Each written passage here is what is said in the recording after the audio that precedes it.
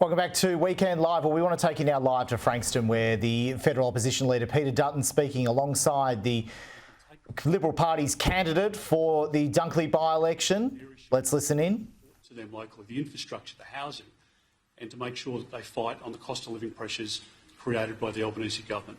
So Nathan, you might say a few words and then I'm happy to come back and take some questions.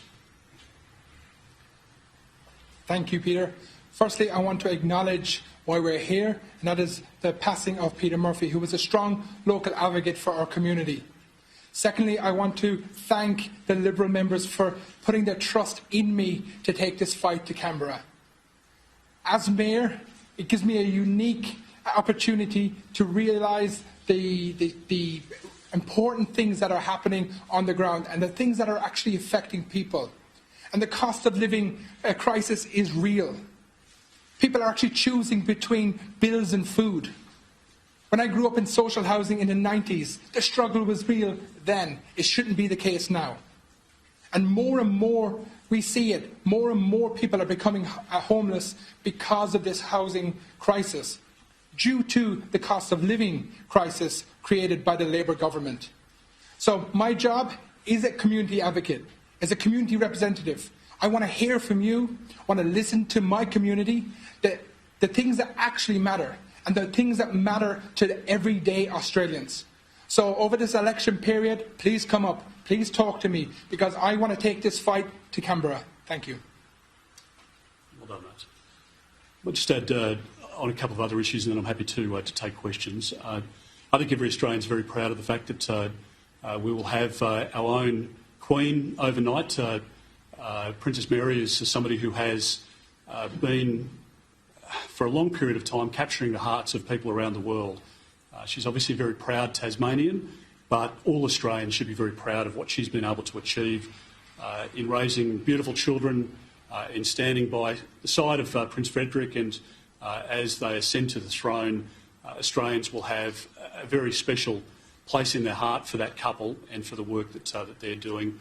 Obviously, also with the election in Taiwan overnight, we welcome and congratulate the incoming president, obviously an experienced vice president, and particularly in a troubling time, it's important that democracies are able to implement the outcome of the will of the people, and that's what's happened in Taiwan, and we welcome that outcome.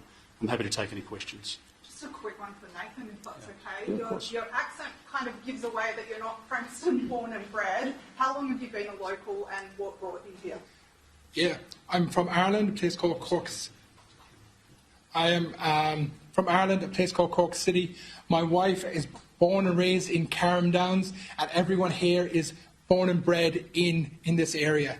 I have been in the electorate for most of my time in Australia, and I'm a proud citizen of one country, and that is Australia. Thank you. And I guess, how much of a challenge does the Liberal Party have on its hands? We've mentioned that Peter Murphy was a very popular and well-respected local member. She gave her blessing to the candidate that Labor's pre-selected. How much of a challenge is that?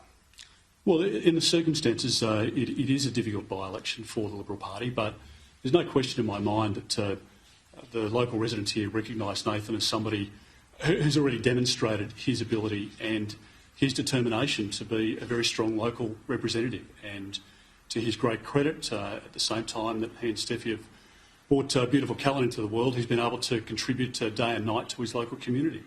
And to be re-elected as mayor demonstrates that he has an affinity with the local community, and importantly, he understands already the issues. We were talking before, and he's a huge success story, really, when you consider the fact that he's 31 years of age. Not half my age, but some days I feel like it may be the case.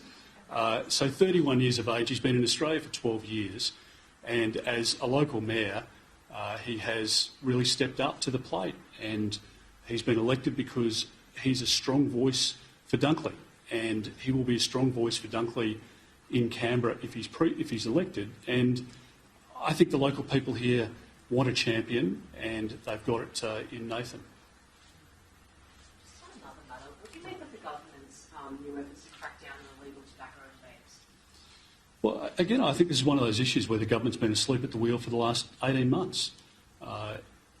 We had a very significant investment that we made into the area of detection, prevention, because we know that organised crime gangs are involved in illicit tobacco and in vaping, and they make huge amounts of money out of it. When we came into government, actually, the Labor Party had ripped money out of the Australian Federal Police and ASIO, all of the intelligence agencies, as well as Australian Border Force. We reinstated that funding. In fact, we put more funding in, and that's what I think was required. Instead, the government's taken their foot off the pedal, and you've allowed, over the course of the last 18 months, for these organised crime groups to really take hold.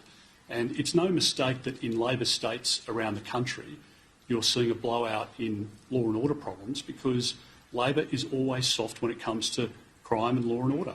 And that's been demonstrated here in Victoria under the Andrews government. It's been demonstrated elsewhere, and I think Victorians want to raise their kids in safety, in an environment where they don't have to worry about what organised crime gangs are up to, whether cars are going to be stolen, etc., etc. And I think the government's really taken their eye off the ball, as of course they've done with the cost of living pressures that families are really acutely feeling at the moment.